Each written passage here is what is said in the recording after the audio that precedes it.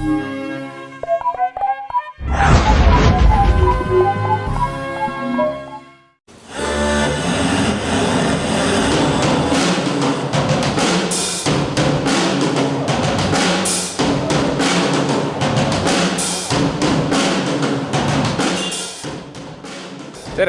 Oleme täna tulnud Rakvere Gümnaasiumi filmifestivalile, mis toimub sellel aastal juba 14. korda.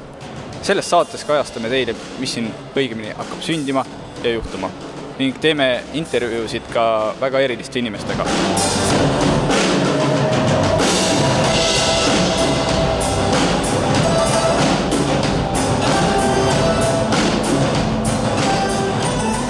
Mis Rakvere Gümnaasiumi filmifestival endast kujutab? Tere! Rakvere Gümnaasiumi filmifestival on Eesti suurim noorte korraldatud filmifestival ja see ei ole mitte ainult pelgalt selline üritus, kus inimesed saavad kokku, vaatavad filme, vaid me oleme mõelnud ka sellele, et kogu see atmosfäär oleks selline loodud, et siin oleks hästi mõnus ringi liikuda, siin me ühendame erinevad kunstiliigid omavahel, et kasutame erinevaid näituseid, meil on esinejad alati olemas, et mitte ainult ei vaadata filme, vaid see on koht, kus saada sõpradega kokku ja veeta üks vahva õhtu.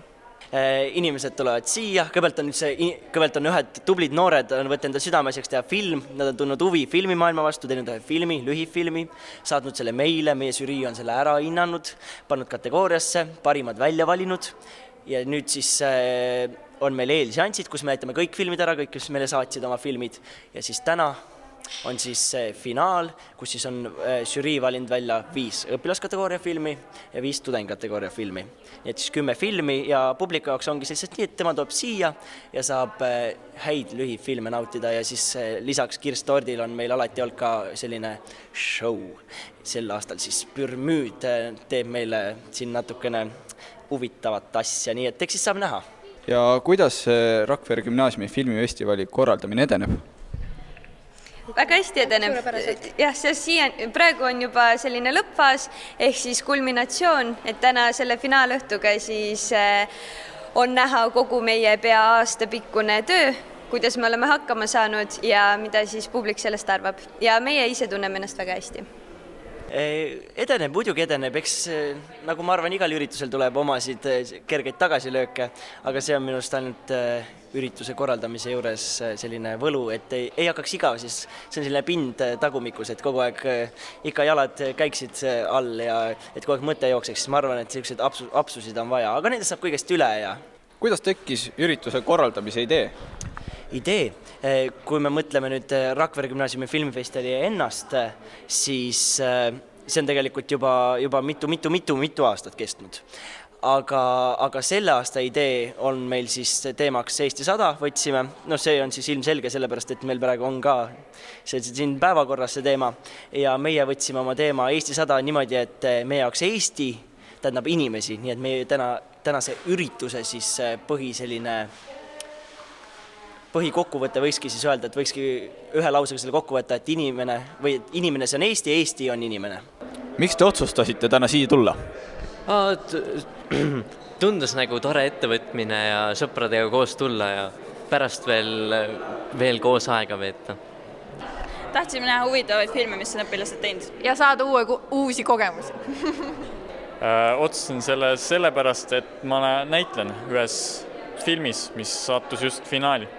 Milline on teie varasem kokkupuude filmindusega? Koolis on seda tundi ikka saanud. Jah, sama. Kõigile meeldib üks hea filmi vaatamine ja ega ma olen ka vaadanud selliseid teistsugusemaid filme ka natukene ja siis on lahe näha, mida õpilased on teinud ja tudengid. Filmingutega kokkupuude. Ühes filmis ma olen enne seda filmi näidanud ja see oli just Sõmeru kooli ajal. Milline film oli teile kõige meelepärasem täna? Täna oli väga palju heasi filme. Ma tooks välja sellised 4 tükki. Ja siis viimased 2 õpilaskategooriast see sürrealistlik Orfbau ja siis Meelpallil ja see Tüdruk punases golfis oli ka väga hea. Ja siis tudengi kategooriast oli tegelikult 3 tükki olid väga-väga head. Ehk siis ametniku surm oli väga ilus, säde oli selline väga, hoidsin pisaraid tagasi, noh.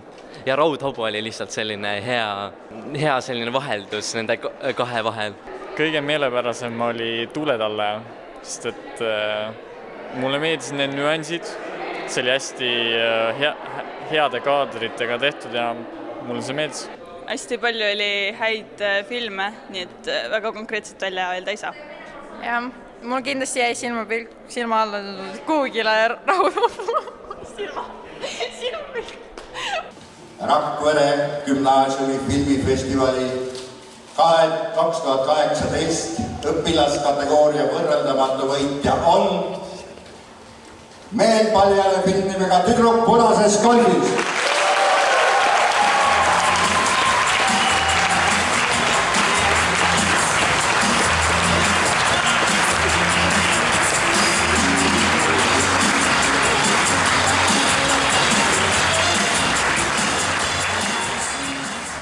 Miks otsustasite osaleda filmifestivalil?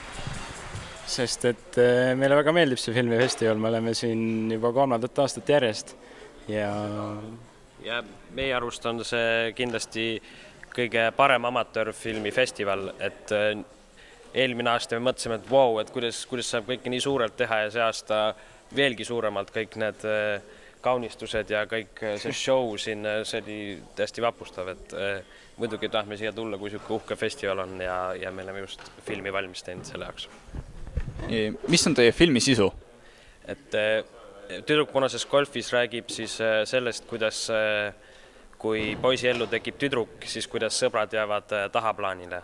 Et täpselt niimoodi filmis juhtubki, et peategelane Kevin on siuke paha poiss ja siis tuleb tema ellu siuke tubli linnatüdruk, kes siis hakkab tema mõttemaailma täiesti vastupidiseks muutma ja siis see viib teda sõpradega konflikti.